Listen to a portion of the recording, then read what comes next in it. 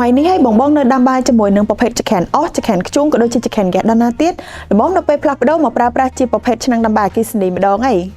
ជំរាបសួរសួស្តីបងទាំងអស់គ្នាជួបជាមួយនឹងនាងខ្ញុំរីណាម្ដងទៀតហើយនៅក្នុងវីដេអូនេះនាងខ្ញុំនឹងមកធ្វើការបង្ហាញជូនបងតាក់ទងជាមួយនឹងប្រភេទឆ្នាំងដាំបាយអគ្គិសនីម៉ាក Akira ដែលមានលេខ model OK100 ដែលជាប្រភេទឆ្នាំងដាំបាយក្របដាច់ដែលមានចំណុះ1លីត្រនិងងាយស្រួលនៅក្នុងការប្រើប្រាស់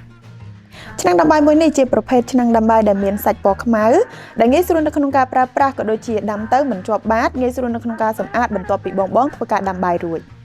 នៅក្នុងឆ្នាំងរបស់វាមានកន្លែងកំណត់នៅលើចំណុះទឹកក៏ដូចជាចំណងកបានយ៉ាងច្បាស់លាស់ងាយស្រួលនៅក្នុងការដាំទៅតាមចំណុះតិចឬក៏ច្រើនទៅតាមតម្រូវការ